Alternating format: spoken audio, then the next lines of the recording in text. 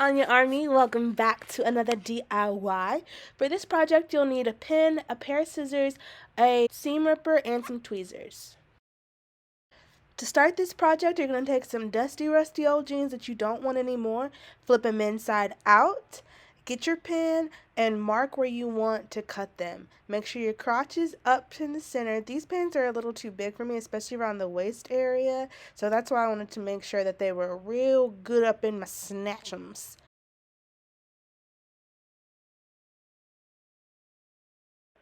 Choose whatever length feels good to you, as long as short as you want them, and then with your pen go ahead and kind of get a rough sketch of where you're going to cut. This is why I like to do it on the inside out too, so I don't have pen marks all over my jeans, and that way if I decide to change the shape, change the length, I can do so without being like, I gotta use, where I marked the pin. If you're going for my exact look, make sure you cut them up at an angle. When you hit your outer thigh, make sure you go up on them. It gives them that real cute, asymmetrical vibe.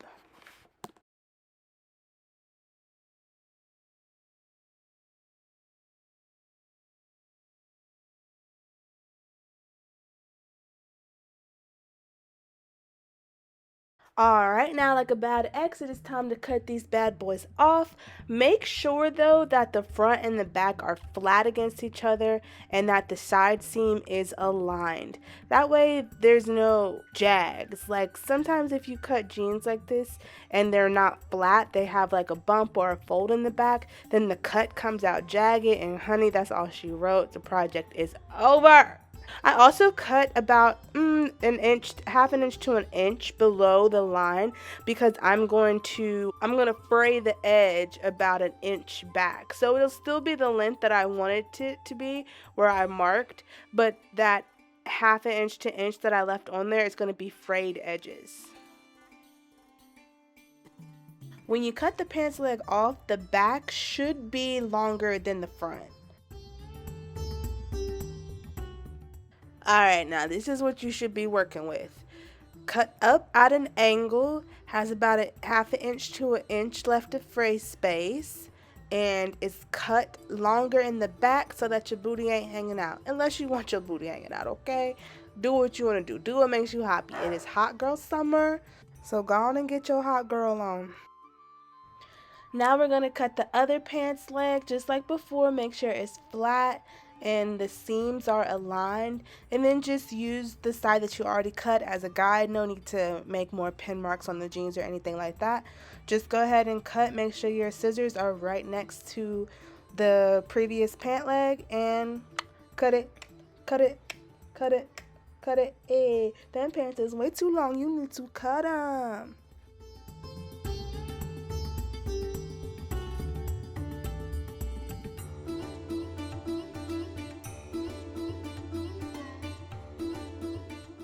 For the next step, go ahead and grab your seam ripper and your tweezers. You will be needing both of them.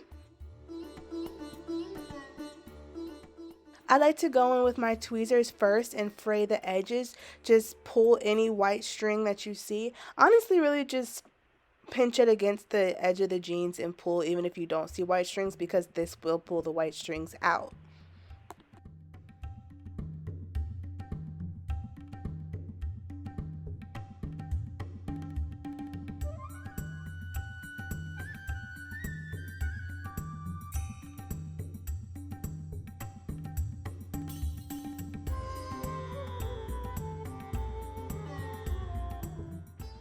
Go ahead and grab your seam ripper, because after you tweeze out that initial first fray layer, you're going to go in with the seam ripper, make some minor cuts, but that's just going to help you build up the fray. You know how I left that half an inch to an inch of space to fray up?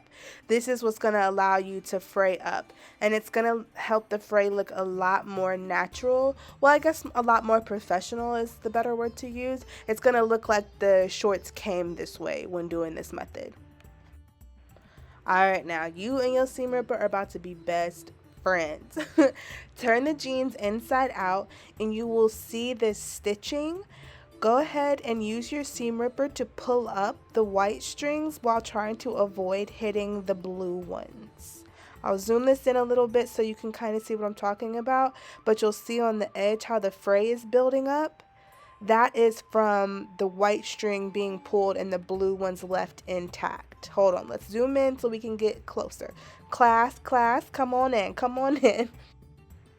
Find the white stitch and pull. Find the white stitch and pull. Find the white stitch and pull. You're just going to keep repeating this process. Have some patience. Put on a movie or a show that you can binge watch. Have some patience. Find the white string and pull.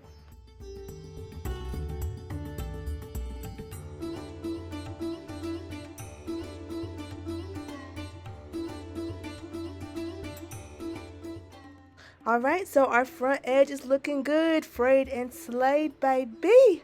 Now it's time to work on our accents on the actual jeans themselves.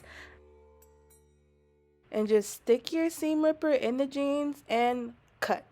Stick and cut. And this is why I prefer using the seam ripper over scissors and tweezers all throughout, because you can use the seam ripper to cut your slashes and then flip the jeans inside out and use it to pick up the white threads. So you're going to do the accents the same way you accomplished the edges. You just find the white string and pull. You can break them or you cannot break them, and that's what gives you that threads are showing through but they're still attached. So I like to do a mixture of both, have some white strings still attached but then also a lot of distressed frayed strings coming through as well.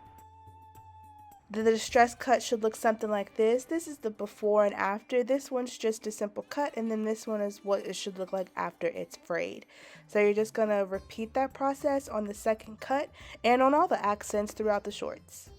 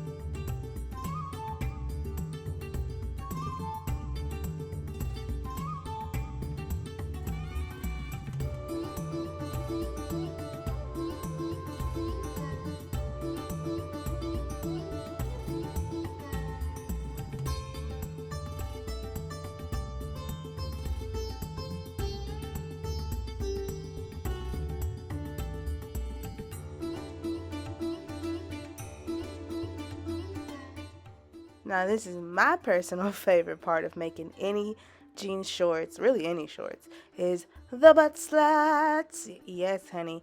Like I said, it's hot girl summer, okay? We outside with it. So we gonna, we gonna have our thing and showing it, you know what I mean? So you just go, I already did one, but I tried the shorts on and it was a little too not really in the right place, like not in the place that I wanted it, so I did one higher. So you just use your seam ripper to go through like normal, cut, make sure it's a long cut though, so it shows, for lack of a better way to put it, so it shows your whole butt.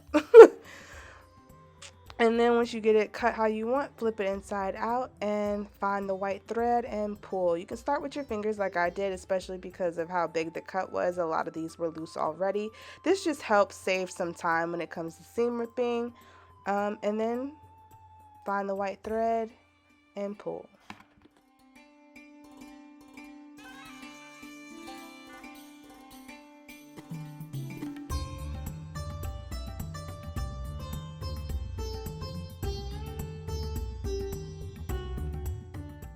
And this is the final result. Super cute denim shorts, basically for free. Shoot, especially if you had all this at home. If you don't have a seam ripper, scissors and tweezers work just as well, honey. $3.99. And I'm sorry, y'all, I have to blur my tattoo. I can't reveal my tattoo to the end of the month. If you didn't see on my other social medias, I am going to be on Netflix for this new show coming out called Tattoo Redo. And then my tattoo will be revealed. I'm going to post a whole vlog. I vlogged the whole experience. So be on the lookout for that video. Make sure you subscribe to my channel. Give this video a big thumbs up if you enjoyed it. Make sure you check out my other DIYs. I'll leave them linked in the description. And I'll see y'all next time. Mwah.